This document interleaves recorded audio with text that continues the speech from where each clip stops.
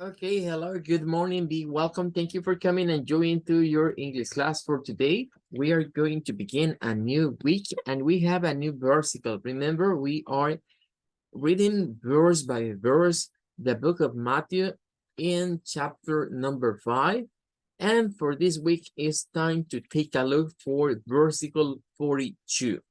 Okay, let's go to it. Matthew 5:42. Give to the one who asks you, and do not turn away from the one who wants to borrow from you. One more time, Matthew 5:42.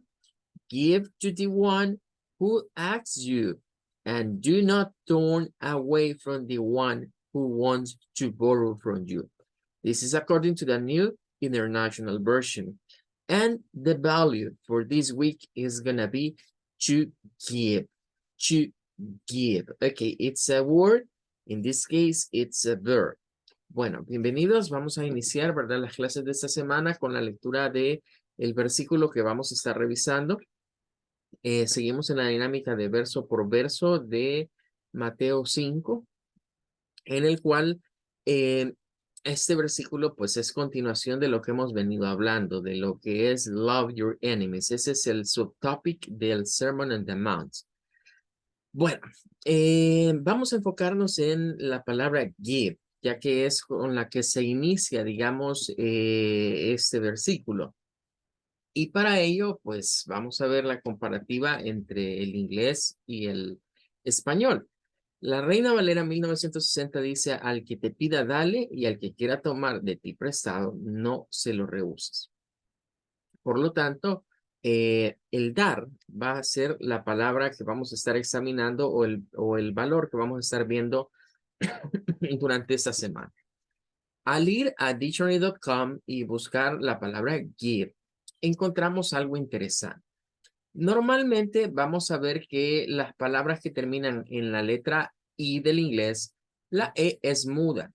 Y hay una regla que en este caso va a ser la excepción. Cuando estemos estudiando los sonidos vocales, vamos a darnos cuenta que hay una regla que se le llama la Magic E. La Magic E nos dice que si hay una E al final de la palabra, antes de la E hay una consonante, no importa qué consonante sea, y antes de esa consonante hay una vocal, la regla general dice, bueno, la Magic E no suena, pero le traslada un sonido largo a esta que está acá, que en este caso sería un sonido I. Es decir, si hacemos el spelling de esta palabra es G, I, B, E. Esos serían los nombres, digamos, tradicionales del alfabeto para estas letras. Sin embargo, esta palabra tiene una excepción o entra dentro de una excepción. Y la excepción es esta terminación. Siempre que veamos la terminación de la I, la V y la E en el inglés, vamos a hacer un sonido diferente para esta y no es su sonido largo, sino que es un sonido corto. Ahora, este sonido corto debemos tomar en cuenta que no es el mismo que se hace para esta, que es el sonido I, que se parece a la I nuestra. Porque recordemos que esta vocal en el inglés se pronuncia igual como la I del español. Pero esta, en este caso, va a tener un sonido corto que se le conoce como la short I o la I corta. Esta I corta se tiende a veces a confundir con este sonido, pero es mucho más corta. Cuando explicamos las diferencias, siempre remito yo al caso de un avión. Un avión que despega es la I, que es normalmente la que se escribe como minúscula en términos de lo que es el fonema, como la I latina con el puntito. Pero cuando veamos una I mayúscula en un fonema, es un sonido más corto, es un sonido I, I, I. Es un sonido entre una I y una E, digamos, casi por ahí anda, entre una I y una E. El otro es I, ese otro es E, y este sería I, I. Entonces, a esto se une lo que sería el sonido de la V al final. Y vamos a decir give, give. No es give, porque si hacemos I, estamos haciendo el sonido de este. Y no es el que corresponde acá. Es un sonido más corto. Give, give. Que es pues el verbo dar en inglés en este caso. Y Curiosamente, hay varias definiciones de como verbo, ¿verdad? Nos dice to present voluntary and without expecting compensation. Está diciendo, es algo, un presente voluntario, sin espera de compensación. Dice, como dar un regalo a alguien, no es para que me regalen, sino que simplemente es algo que nace de mí. Pero también dice to hand to someone. ¿Qué significa eso? Bueno, darle a alguien en la mano. O sea, el verbo give también puede ser dame algo. Cuando se usa con el me, give me, dame eso, de darle algo en la mano a otra persona. Bien, tenemos también por aquí algo otros usos, como verbo siempre, to make a gift or give, like contribute. To give, dice, sería hacer un regalo, ¿verdad? O hacer regalos o contribuir a una causa o algo. To yield somewhat as influence or force, like compromise. Bueno, hacer algo, ¿verdad? En términos de una influencia o por la fuerza o por compromiso. Dar algunas cosas por compromiso vendría siendo. Bueno, como nombre también tiene otra aplicación, que es la calidad o el estado, dice, de ser resiliente. Esa es otra palabra interesante de analizar, pero no la vamos a tocar ahora. Hay muchos idioms, a veces de give. Los idioms se refiere a frases que se utilizan comúnmente como dichos o refranes en el inglés. Este es uno de los más usados, give and take, que es dar y tomar o dar y quitar, como cuando aquí decimos el que da y quita, sería semejante a ese. En cuanto al orange, pues la palabra give viene del Old Norse, es decir, viene de estas lenguas nórdicas. Aquí aparecen varias variantes y nos habla un poco del Danish, del danés, que se parece mucho a como se dice en danés. Nos habla un poco del Dutch, que sería el alemán. Nos habla del German, que sería como el papá del alemán, del danés y del inglés también. Y pues nos lleva a esa situación, ¿verdad? A tener en cuenta que la palabra give viene más de las raíces nórdicas, en este caso, no está influenciada tanto por lo que vendría siendo el latín. Well, that's un avión. Con eso terminamos y vamos a continuar con nuestra clase de los Classroom Objects. Hemos ido hablando acerca de las pronunciaciones que debemos de hacer con cada una de las palabras que aparecen por acá. Continuando en esa dinámica, vamos a ver ahora la palabra exercise. Tomando en cuenta que esta palabra exercise es una palabra bien genérica, en el sentido que no, bueno, en el caso escolar se referirá a ejercicios de clase como de math, o de matemáticas o de alguna otra science, pero también puede ser del cuerpo. Por eso incluso aquí Dictionary.com nos dice Body and Mental Exercise, que sería el ejercicio o mental o físico del cuerpo. Entonces tendríamos esa situación. En este caso lo vamos a ver más como un ejercicio quizás mental. Ahora, la palabra exercise tiene 3 sílabas. La primera es estas de acá. Curiosamente, la X, para pronunciar la X en el inglés, se usan 2 letras. Se usa la K y la S. La X en inglés suena a una K y a una S. De esa manera formamos el sonido de la X, combinando una K con una S. Pero hay unas palabras en donde la X se comporta curiosamente. Y es que como que se dividiese. Aquí la parte de la K se queda con el sonido de la E y la parte de la S pasa a ser parte de la otra sílaba, formando 2 sílabas. Lo que en español para nosotros sería como X. En el caso del inglés se separa en 2. Entonces decimos exer, y luego esta de acá es lo que les mencionaba. Les decía, en la regla de la Magic E, la palabra, ya sea una palabra o una sílaba que tiene la composición final de una vocal E, una consonante antes de la vocal E, y una vocal I, en este caso, antes de esa consonante, siempre suena a I. Noten que aquí el sonido que sale es I, el que está acá. I. Por otro lado, es interesante ver algo acá. Y es que si nos concentramos en esta parte, que sería como la sílaba última, la C es de las que no tienen sonido propio y le presta un sonido a la S para sonar en este caso. A veces se lo presta a la K, a veces a la S. En este caso es a la S. Pero la S tiene dos sonidos también. Un sonido vibrante, que es el sonido S, como este de acá, S, como este de acá, S, y un sonido vibrante que suena como una Z. Entonces es como Z, exercise, exercise. Vendrían siendo las tres sílabas de esta, siendo la primera la sílaba tónica de la palabra. Entonces vamos a ir acá a ubicarlo, ¿verdad? Aquí a un ladito para recordar la pronunciación de acuerdo al sistema del IPA. Ah, y nótese que en la de esta, creo que no lo mencioné, pero esta de acá tiene un schwa en medio. Es decir, esto suena a zor, zor. No es ser, no es como decir exer, no, es exer, exer, es el sonido de esta. Exercise. Bueno, ahí estaríamos entonces con la de ejercicio. Vamos a seguir con una más. Vamos a ir quizás así a la par de cada una. Vamos a ir con la que dice teamwork. Bueno, esta es una palabra compuesta. Es una palabra compuesta de dos palabras más, de dos palabras simples. Una es team y la otra es work. Eh, por lo tanto, vamos a encontrar acá la pronunciación, digamos, de cada una de ellas.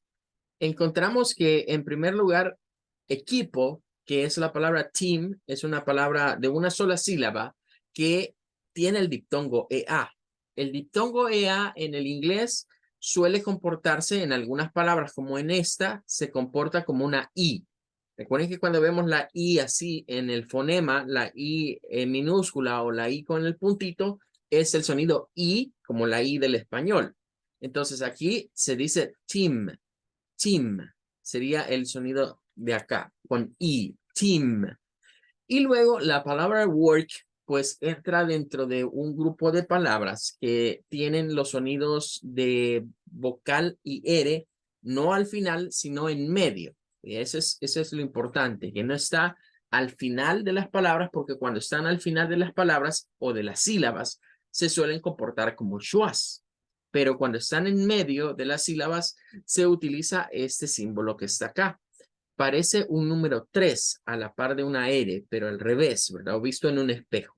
Entonces, el sonido ese es como parecido a una U. ¿verdad? Es como decir work.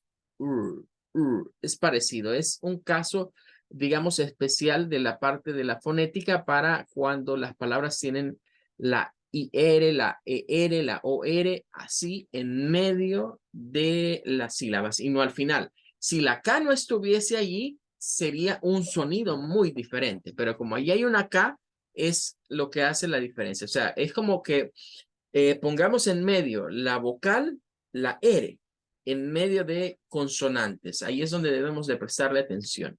Entonces, esto lo vamos a pronunciar como teamwork, teamwork. Notando que lo de team es la sílaba tónica, la que se hará con un poco de más fuerza. Esa sería esta palabra, teamwork. Teamwork. Esto es trabajo en equipo. Teamwork. Bueno, ahora vamos a una que es compuesta. No de las que podemos encontrar, sino que vamos a tener que buscarla por separado. Es decir, más bien son dos palabras realmente en esta. Tendríamos ahora la palabra oral y la palabra presentation. Son dos. Al buscarla así junta, no la vamos a encontrar en dictionary.com. Por lo cual, vamos a recurrir a buscarla por separado. Vamos a ir primero con oral y después vamos a ir con la palabra de presentation. Bueno, vamos a ver acá. Entonces, la primera, oral, pues es de estas palabras que tiene la OR. La OR se comporta de diferentes maneras, depende de dónde está la sílaba. Acabamos de ver una sílaba donde el sonido es pero esta es una muy diferente. Siempre hay, miren, una OR y una AL. Son las dos sílabas de esta palabra. La primera suena a or. Es más parecido a una O, pero recortada. Es la O con un glottal stop que le hacemos como O. Eso significa este símbolo que parece una C, pero es una O que le falta un pedacito, como que se lo cortaron o se lo rebanaron. Nosotros hacemos la O, en este caso es O, or. Y luego vamos a decir oral, all, oral, all. Son los dos sonidos, oral. En este caso, oral. Sería la pronunciación de la primera parte de esta palabra o de este término, oral. Que sería como decir, literalmente lo podríamos transcribir como presentación oral. Eso vendría siendo, digamos, esta palabra así traducida literalmente.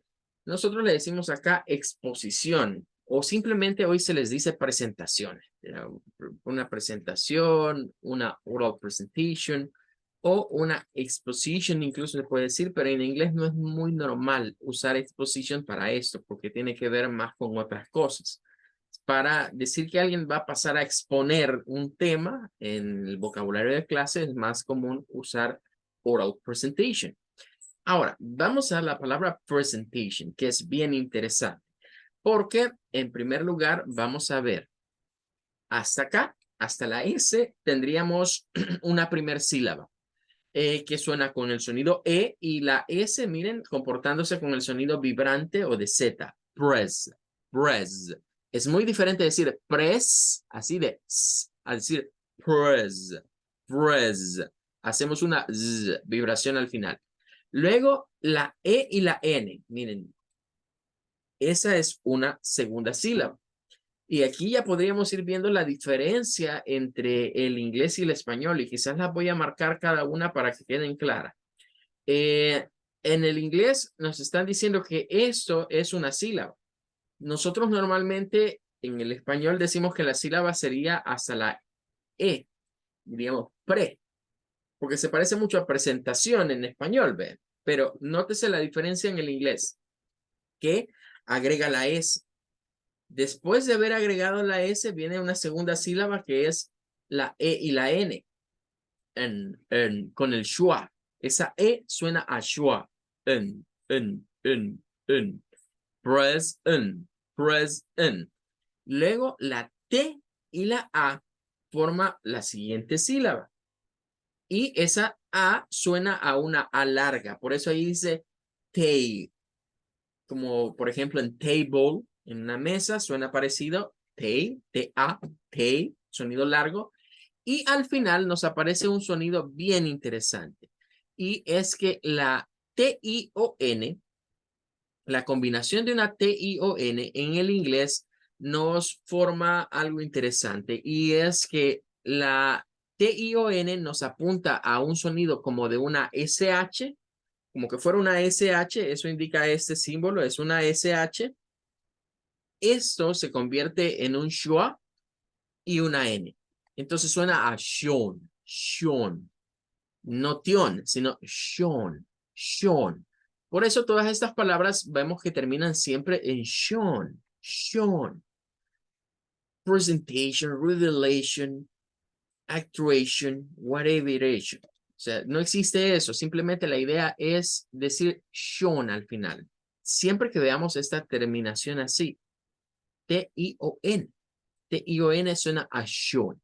Entonces, esta palabra tiene una pronunciación en donde podemos gesticular una press, que sería esta, una una T y Sean. Diría yo que es la pronunciación más común. Presentation. Oral presentation. Ya al combinarla. Presentation. Ahora, en el inglés, cuando el schwa está así como en este símbolo que parece una E al revés, se llama schwa. Lo vamos a estudiar en sonidos vocales más a profundidad, pero pueden ver que se repite. Por ejemplo, miren, acá está un schwa, aquí otro schwa. Y este schwa puede ser omitido en algunas palabras y eso es lo que genera variaciones en pronunciaciones. Entonces, la segunda pronunciación que está acá implica el hecho de separar las sílabas de una manera diferente y sonar diferente. Implica, miren, separar esa en una sílaba, parecido al español. Luego, esta se vuelve otra sílaba, esta de acá, y las otras quedan igual. O sea, solo es un cambio en las primeras dos sílabas. O sea, podemos escuchar a algunas personas gesticular esto como el sonido E, como present, y a otras las vamos a escuchar decir algo muy diferente para la misma palabra, que sería present, presentation, presentation, present, present, present, present, presentation. Dos pronunciaciones para la misma palabra, muy diferentes, muy cambiantes, porque en una lo hacen con el E y en el otro lo hacen con el I. En una lo hacen la segunda sílaba con el schwa, en, y en la otra la hacen con un sonido de E, sen. Presentation, presentation, presentation. Serían las dos pronunciaciones. Ahora, volvemos a lo mismo. Usted dirá, bueno, teacher, ¿y entonces cómo la voy a decir? Con la que usted se sienta más cómodo. Si para usted es más fácil decirlo con la primera pronunciación, pues dígalo de esa manera. De hecho, yo diría que es la más común, es la que más se hace. Presentation. Pero debemos de saber que otras personas pueden gesticularla de otra manera. Y ahí es donde nuestro oído se pierde, ¿verdad? Porque escuchamos a alguien decir presentation, presentation, presentation, presentation. Y decimos, bueno, ¿y entonces cuál es por qué la pronuncian mal? Yo la digo mal, yo la escucho mal, ¿qué está pasando? What is going on, diría uno. Bueno, lo que está sucediendo es que hay otra forma de pronunciarla. De ahí no debemos de extrañarnos. Si alguien la pronuncia de esta otra forma, pues es cosa de él, ve, así lo aprendió a decir. Si nosotros lo decimos de la otra, pues así sigámoslo diciendo. Pero no nos sintamos mal por escuchar lo diferente o escuchar a alguien diferente pronunciación. Ok, wow. Vamos con una más, ¿verdad? Ya que vamos contra el tiempo. Ahora vamos con lo que sería computer. Bueno, esta es una de las palabras que en nuestro medio más se ha, bueno, de hecho es un anglicismo para nosotros. En el castellano, sí, en el castellano, no existe la palabra computadora como tal. Nosotros los latinoamericanos somos las que lo usamos así. Pero si usted ve a youtubers o a alguien español hablando de este aparato, no le dicen ni siquiera computadora, le dicen ordenador. Usted ve tutoriales o cosas ahí, lee algo en internet y le dicen, bueno, paso número 1, encienda su ordenador. No dicen computadora y uno dice, bueno, ¿qué pasó? Bueno, lo real es que no debería de existir la palabra computadora como tal, pero existe puesto que así se cometió, digamos, el error de traducción o la adaptación de esta palabra al español, por lo menos en Latinoamérica o en la mayor parte, ¿verdad? Porque si no estoy mal, en Argentina creo que le dicen igual que en España. Pero bien, ¿cómo es aquí la pronunciación? Bueno, la C, la O y la M nos forman una sílaba, pero miren qué curioso. Esa O se pronuncia con un schwa. La C toma el sonido de una K. Entonces es algo como cam, cam. No es como decir como nosotros decimos com. No, es cam, cam. Es muy suave, cam. Luego, la P y la U es otra sílaba, pero al ir acá, usted ve ahí una Y, y entonces, ¿qué pasa allí? Ya nos confundimos. Bueno, sépase que esa Y nos está indicando que el sonido de la U puede tener dos sonidos largos.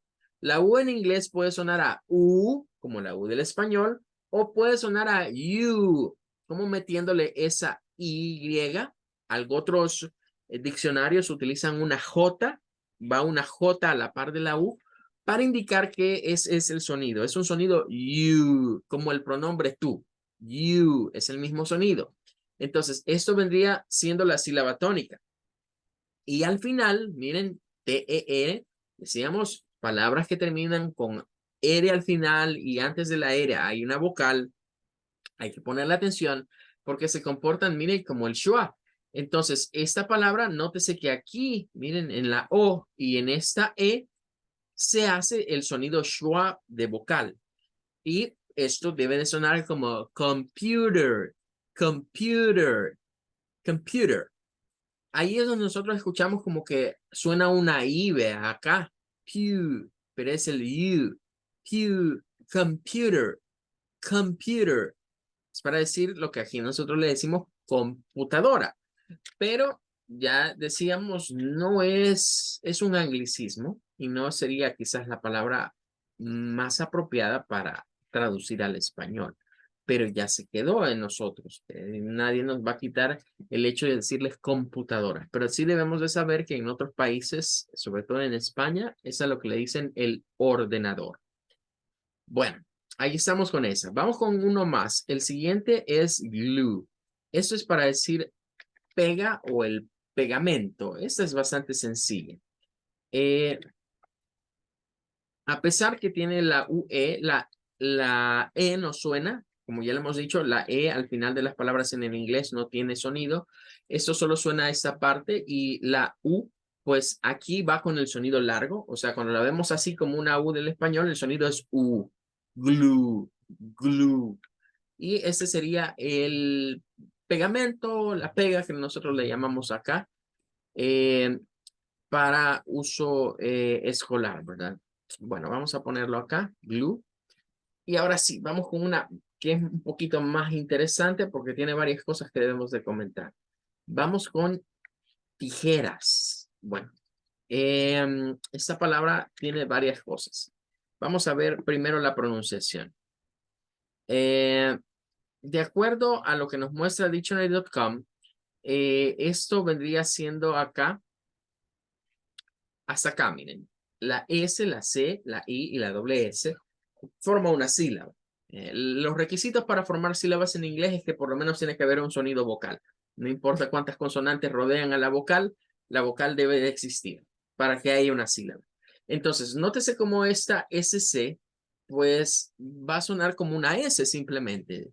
Y la doble S, en este caso, va a sonar como una Z, como una S vibrante. O sea, aquí se nos mezclan los dos sonidos que la S puede tener en el inglés. La S sin vibración, que es S, y la S con vibración, que es Z. Entonces, esto sonará a ziz, ziz. Pero nótese que esta no es la I, no es Z, no es ziz, ziz. Es muy corto, esto se dice muy rápido, ziz, y es la sílaba tónica. Y luego la otra es esta de acá, la O, la R y la S. Nuevamente, O, R al final de las palabras suena con un schwa, se convierte en un schwa. Entonces es ors, scissors, scissors. Nótese que esta en sus dos sílabas repite al final el mismo sonido. Scissors, scissors. Esas serían las tijeras, scissors. Bueno, ahora, ¿qué hay de interesante en esta palabra? Y es en cuanto a la forma de cómo nosotros lo manejamos y cómo se maneja en el inglés.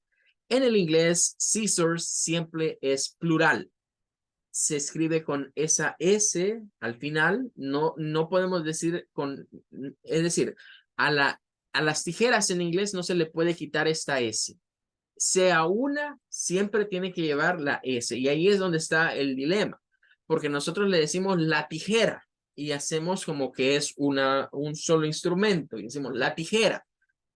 Pero, ¿qué sucede con eso? Bueno, de hecho aquí para esta clase me traje esto para poder explicar. Nosotros a esto le decimos una tijera. Para nosotros eso es una tijera, la tijera. Pero en inglés la concepción es diferente. En inglés nos dice que esto es una máquina simple compuesta de two blades, hecha de dos hojas o de dos navajas. Entonces, de acuerdo al inglés, con una sola pieza, usted no corta. Tiene que tener las dos para que esa máquina simple funcione. Entonces, de ahí es que donde surge la situación que en el inglés se le llama tijeras en plural. No es que estemos hablando de que hay dos, tres o cuatro más, sino que esto es un par. es un par de tijera o de tijeras, mejor dicho en inglés. The scissors, porque son dos las que vienen aquí.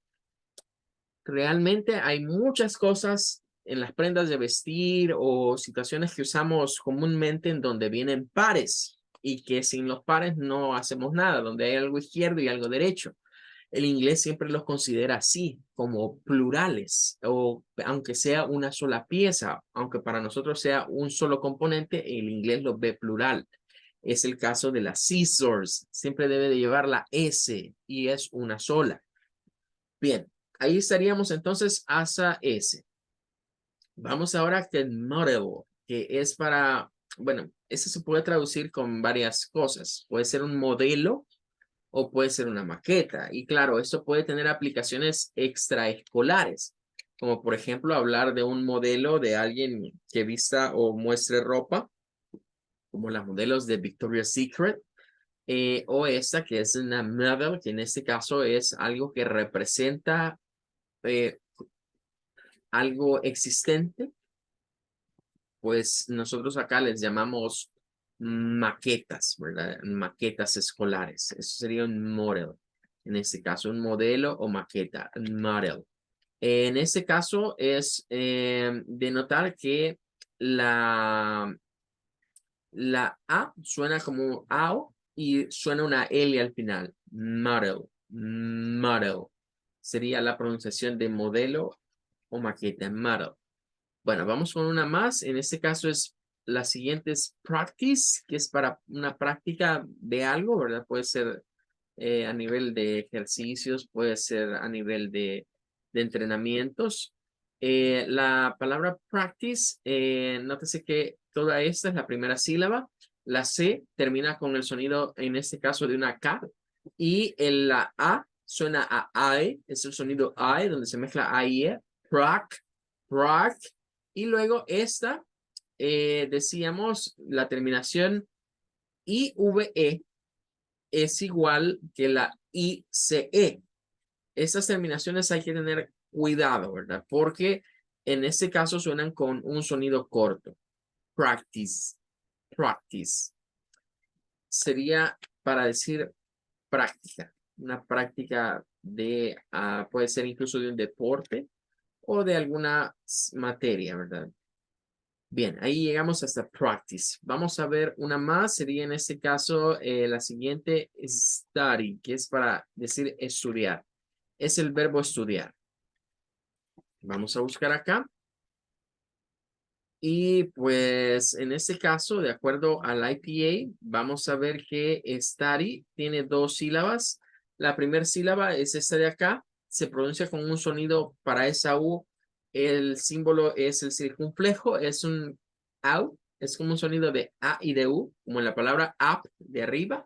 Study, por eso suena como una A. Nosotros no decimos study, porque si usted dice study, está metiendo otro sonido. Es study, es una AU, es una mezcla entre A y U la que se debe hacer.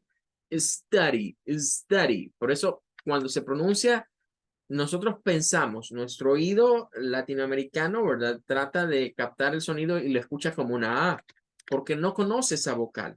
Entonces, ahora lo vamos a ir conociendo. Esa es una vocal que suena a au. Por eso se usa el circunflejo. Parece una A, vea. El circunflejo solo le agregan aquí y ya tendríamos como una A. ¿Vea? Entonces, la idea de esos símbolos hay que saberlos leer, hay que saberlos interpretar. Todos han sido diseñados de una manera que al verlos, nuestro cerebro puede asociar eso a algo. Y el siguiente es el de uniforme. Vamos a ir a buscar, en este caso, uniforme escolar, a eso nos estaríamos refiriendo, a una vestimenta, a un clothing. Bueno, esta palabra tiene tres sílabas. La primera es la U, solita. Entonces suena a you. Ya decíamos la U con el sonido de la Y o de esa J al principio, you. Luego la N con la I suena a un schwa, una, una. Y luego form, no es uni. Si usted dice ni, está pronunciando esto como I y no es I. Es uniform, uniform. Entonces, nótese la diferencia. Por eso es que debemos de prestarle atención a ciertas palabras que son las que delatan cuando nosotros metemos los sonidos del español. Y nos colgamos acá un letrero, ¿verdad? Aquí nos ponemos un letrero que dice Latin people. Soy gente latina. Entonces, para quitarse eso, usted debe de prestarle atención a donde las vocales no suenan igual que el español. En este caso, para uniforme, ¿verdad? Debemos de recordar que no suena a ni, no suena a uni, sino que suena a uniform, uniform, uniform. Nuestro oído nos engaña y piensa que allí suena una I, pero no suena una I, suena un schwa. Es un schwa el que se debe de gesticular. Uniform, uniform. Bueno, creo que el tiempo nos da para un par más. Vamos a ir ahora a la siguiente, que es classmate. Esta es una palabra compuesta de class y de mate,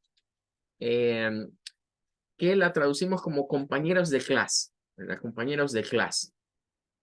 Tiene dos posibles pronunciaciones. La primera parte es esta, class, con el I, ya lo habíamos visto en lo de classroom, o bien claws, con un sonido tirándole a una AO, a una A y O, y luego esta palabra de aquí, que va a sonar a mate, en donde la E no suena y esta tiene un sonido largo.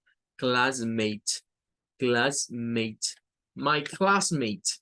Sería mi compañero de clase. Nada más que aquí está como en plural. Y nosotros en dictionary.com la encontramos en singular. Entonces vamos a traernos la, perdón, me traje esta es la que necesitaba.